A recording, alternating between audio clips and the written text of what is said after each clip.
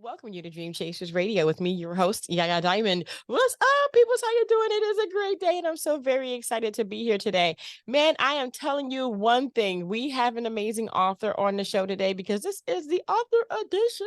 Thank you guys so much for tuning in. And we have Mr. John Sant'Ambrogio on the show today. Welcome to the show. Thank you, dear. Thank you. Thank you. So before we get into your books, and before I ask my major question, because I do have a major question, okay? And let you know. Tell us a little bit about yourself. About me? Yes. Oh. Well, I am a musician.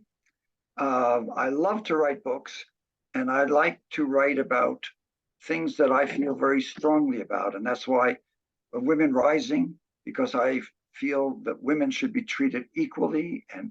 And the book, The Day I Almost Destroyed the Boston Symphony, and Other Stories, is written because I wanted to let people know what goes on behind the scenes and how interesting it can be.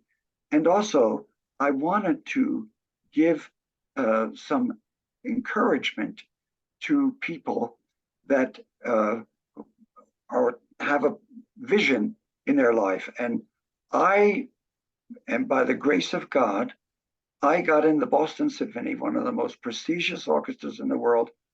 And I mean by the grace of God, because I had started the cello not until almost 15. And that's so late. Yo-Yo Ma started when he was 3.5. And when I first went to Yo-Yo's teacher, he said that don't try to get in a major orchestra because you started too late. So I want to show other people that don't give up, and because you think that all the statistics are against you, believe that you can do it if you have a great dream and a good desire.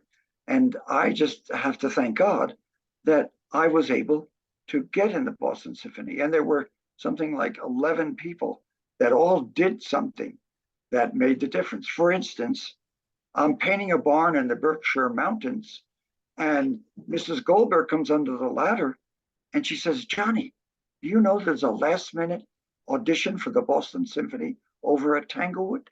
And this was in 1959. There's no way, there was no internet, we didn't know, we couldn't find anything. If she hadn't told me, I would never have known. That's the number one person.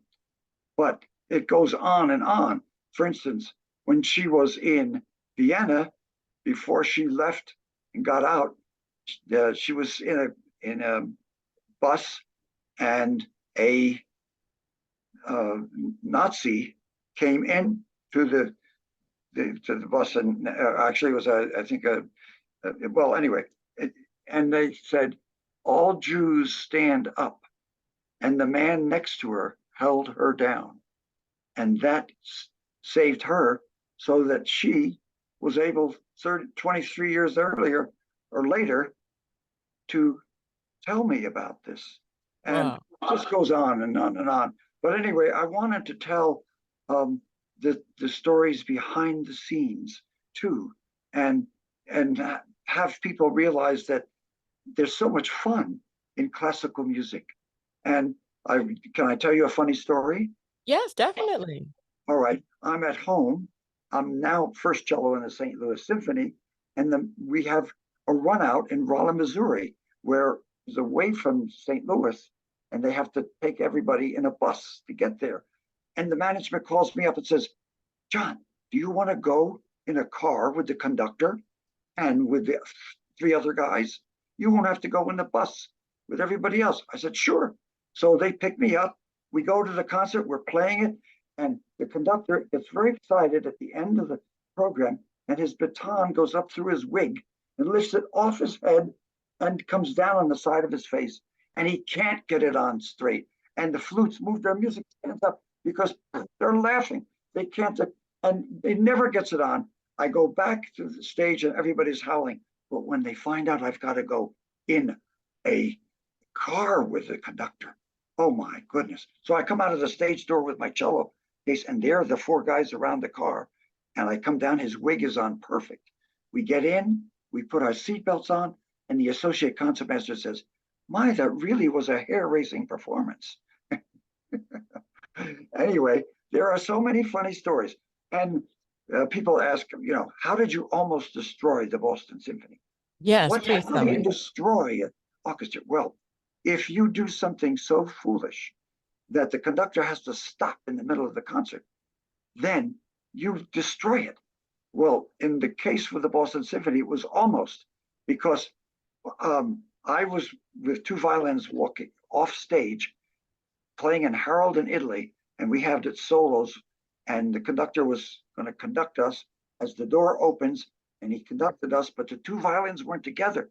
So he got real mad and he gave a downbeat, one beat soon. And so I jumped with him. Well, the orchestra disintegrated on the stage. It was chaos. And nobody got together until the very end. There were trumpet sound went da da da da. Everybody knew where that was, and they came together. And so I was able to not. I went home and told my wife, "Pack your bags. I'm sure I'm going to get fired." The next day, I'd come backstage, and there is the conductor. Oh, I'm walking up to him. I'm very embarrassed. And when I get next to him, he bursts out laughing because he knew he was partly at fault. But when we played in Carnegie Hall, he said, "Just stay with me, you idiot." Anyway, that's how I almost destroyed the Boston Symphony. Any Oh other questions? my God. Oh, well, yes. Oh my Okay. goodness. Okay, so the Boston. Okay, so how long did you tour with them, and what was it like besides that? What was it like for you mentally? Well, I stayed with the Boston Symphony for only 9 years because I then went to the St. Louis Symphony to be the principal cello, the first cello. And I did that for 37 years. But it was wonderful to be in the orchestra and both orchestras. And then when my first rehearsal was with the Boston Symphony was with the Boston Pops, and Arthur Fiedler was conducting, and the orchestra was treating him terribly. And I just got into the orchestra, and I asked one of the three women, that's all that were there at that time. I said, "What's going on?" And she said, "Well, I spoke to the orchestra last year, and I told them this was no way to treat famous Arthur Fiedler. And the next rehearsal, the orchestra didn't make fun of him, didn't do anything like that. And he thought they were giving him the cold shoulder treatment. So he had a mild heart attack. And so that's why she said, we never treat him well anymore. We want him to know that we like him in spite of the fact that we're making fun of him." Anyway, Oh, oh man. Oh my gosh, that must have been scary. My goodness, my goodness. So, and all of these experiences are in the book? yes, Mm, yeah, mm, there are mm. more are in.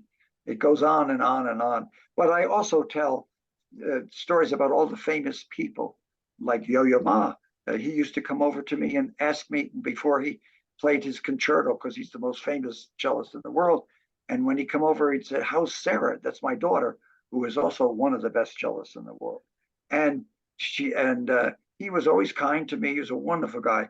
And there were so many wonderful, famous musicians that I had the glory and I'm so grateful that I got to play with them and be with them. And that was just, and I tell these stories about them behind the scenes of what these wonderful conductors were like.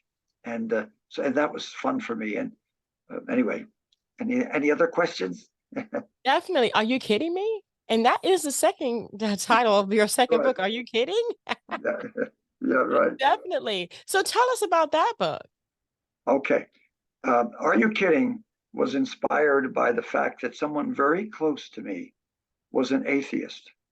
And I happen to believe in God very strongly. And I didn't want to lecture this person. So I thought I'd write a book and bring out different things that would uh, be interest rather than to lecture. And in this book, it takes place in Steamboat Springs, Colorado, where I live half the year. And it's a beautiful, wonderful town. And two um, scientists move next to each other, and they knock on the door, one of them, and says, "Hey, I just moved in. But are you kidding?" No, no, yes, I just moved in. Are you kidding? Anyway, they start that way, and they eventually they do a lot of things together. They like to do it, and they get to know each other, and then they meet two fraternal twin women who are really very nice. And it turns out in the book that one of the scientists and one of the women, twins, doesn't believe in God. And so they have wonderful times together, but they also have very friendly and loving arguments. And like Sally says, Chad, if the sun was further away, we'd freeze to death. If it was closer, we'd burn up. Oh no, Chad says, that's just coincidence. So his God at first is coincidence. And so they have all these wonderful arguments, but the experiences that they have are actually experiences that I had. And I thank God for having survived and come out of them. And for instance, once I couldn't stop because I was going too fast at night through a whole troop of deer and antelope. I'm not sure which they were, but just as I reached them, they parted, and I went right through and didn't touch one. And I thanked God for this. But anyway, this happens in the book to them, and all kinds of different things like that. And what's happening is that one of the scientists is having a problem because he is standing up and fighting for a company that that is trying to get the truth out about certain facts. But there is a man who doesn't want this from one of the law firms who is hawking them, and that's there's suspense in the story. You just don't know whether those four wonderful people are going to be killed by this man, and that comes out in the story. But anyway, what all the stories are true except the very last story, and that I tell the documentation for what that is true. And so it's really about God, and I use humor and suspense to get the message out that God is wonderful and He's with us. Anyway, any other questions? Yeah, that's so interesting how you did that, and how, you kind of twisted it and made it so that people would, see that this is just not a coincidence. I mean, Yeah, are you kidding? yeah, Are you yeah. kidding? Are you kidding? This is not. Are you No, kidding? This just can't no. be. What is This is this? It can't not a be. coincidence. Mm-mm. No. No, definitely. I understand that. Are you kidding? My Yeah, gosh, my gosh. So what is your writing process? How do you go about doing these things? Because, one is completely about you, from what I gather, and the other one is completely about you, but in a third person kind of thing. yeah. Well, as I said, I feel very strongly about certain issues. I have to say that I'm a feminist. That's why I wrote that book, and I have stories, so many true stories about how women have been badly treated. And my daughter, who is this great cellist and tours all over the world, she's had conductors make movements and advances that they shouldn't do.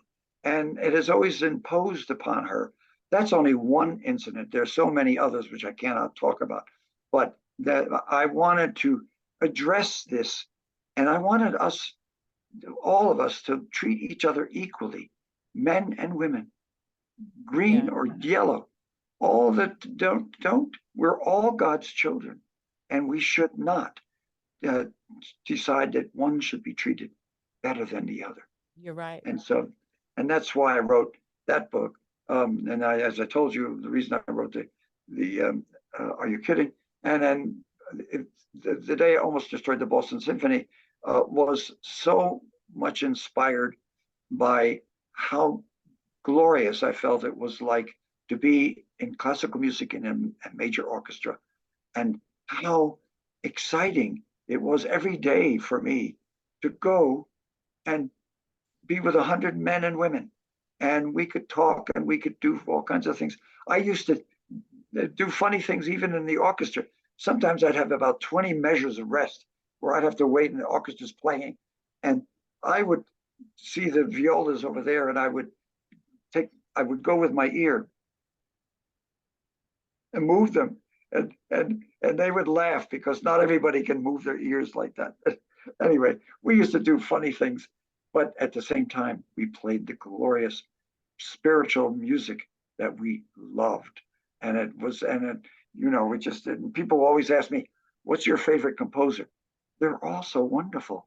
It's hard for me. I like Bach. Oh, yes. And I like Chopin. I like Tchaikovsky. Tchaikovsky, you know, people don't realize this, but it's come out in the last major books. Tchaikovsky was forced to kill himself. And people thought that he died of a disease that was going on. But it's been proven that he actually was, there were 6 high school friends who knew he was having an affair with a man in the royalty. And so they made him take arsenic over days. Can you imagine the agony? And Tchaikovsky, what a composer he is. I love him. Oh, he's wonderful. Anyway, so there's just so many exciting things. And when you think about what Beethoven went through, he, at age of a little after 20, he started to go deaf. And he wrote all this music. And a friend of mine wrote a wonderful book called the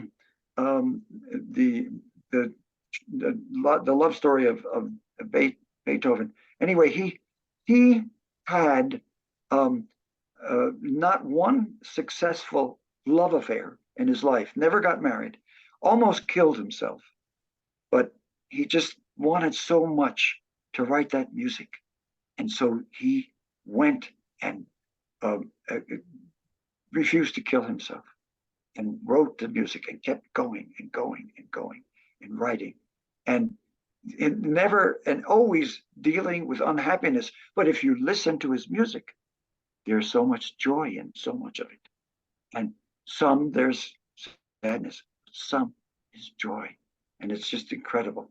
Anyway, and also another interesting thing about classical music, when you stop to think that it's written with the 12-tone system, C, C sharp, D, E, and this didn't really start to come out in the world until around the 1300s.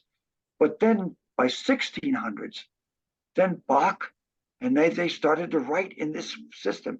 Just think, we wouldn't have Bach, Beethoven, Mozart, Stravinsky, Shostakovich. We wouldn't have any of these people if it wasn't for the fact that the 12-tone system was created. And who created that? I feel God did. All right. And then, I was going to tell you, I was going to tell you another story. What's so interesting is when I lived a life in these different orchestras, I got to experience things that were just sometimes amazing. And during the Cold War, the Shostakovich and the Russian composers were invited to come to America and play with the orchestra. But the Russians, because Stalin had passed, but the Russians would not let Shostakovich come because Stalin hated him. And so the country still, the administration still was against Shostakovich. We, the Boston Symphony, said, unless Shostakovich can come, you can't come. So they let him come, but they wouldn't let us play his music. And I was in the orchestra. I had just gotten in, and I could look up on the stage, and there was Shostakovich way over in the side, and all the other Kavalevsky, all these other wonderful composers were at the other end. They wouldn't associate with him. Well, after the concert, we went to lounge, and we had food, and it was really nice. And the associate concertmaster got up and said, I want to make a tribute to the greatest composer of the 20th century, Dmitri Shostakovich. And all the other Russian composers looked down, they didn't like, and Shostakovich got up and bent over and looked like he was very scared, and he bowed and went back. And it was such an experience for me to witness how someone was ostracized within a country because the leadership said to do it. And we can look at life now. And so often when a country does something crazy, it's not the people, it's often the leadership. Yeah. And that's why we have to be grateful when we have loving, understanding leaders in our nations. Yeah, definitely. Wow. John, thank you so much for being on the show. I appreciate it. You know, knowing that you're a feminist, though, I mean, how did that come about? Really quick. I mean, being a feminist and a male, how does that work for you? Well, as I said, my two daughters, I have a son and two daughters, and my two daughters are both musicians, wonderful musicians. One teaches at University of Nevada, and she was concertmaster in different orchestras, and then my wonderful daughter Sarah Sant'Ambrogio, and I saw how they were treated. Also, my life was made wonderful by women. If that woman hadn't told me about the Boston Symphony, that would not happen. My mother always supported me, and she was a wonderful pianist. And I was just learning things, and she supported. So many times, wonderful women have done so much for me that I just feel very close and very grateful to women. And when I saw or see women treated unfairly, that upsets me. And so I thought, I'll write a book about it, but not lecture them, but tell stories and try to get them involved in what's going on. Anyway. Yes, definitely. Well, you have 3 books, and yes. You get it all on your website. Am I correct? Yes. And where would that be? It's www.johnsant, that's JOHNSANT, no capitals, JOHNSANT @.com. I mean .com, not .com. No. Just .com? It's .com. Gotcha. johnsant.com. www.johnsant.com. All right. You can see that I can be somewhat of a fool at times. That's okay. We all are. We are. We all are at times. Well, John, thank you so much for being on the show. I truly appreciate it. I appreciate what you've done. And all 3 books are different, but all 3 books come from your heart, which is very important. Thank you so much. They do. Thank you very much, Yaya. Thank you. And thank you guys so much for tuning in. Don't forget to Dare to Be Different. We're going to have all of that information in the description box below. So it'll be easy for you guys to go ahead and get those books for yourself. I mean, you know, having the almost the tenacity to destroy the Boston Symphony. I mean, I want to know more about that one. I'll see you guys later. Bye. Bye. I did to be different. I did to be different. I did to be different. I did.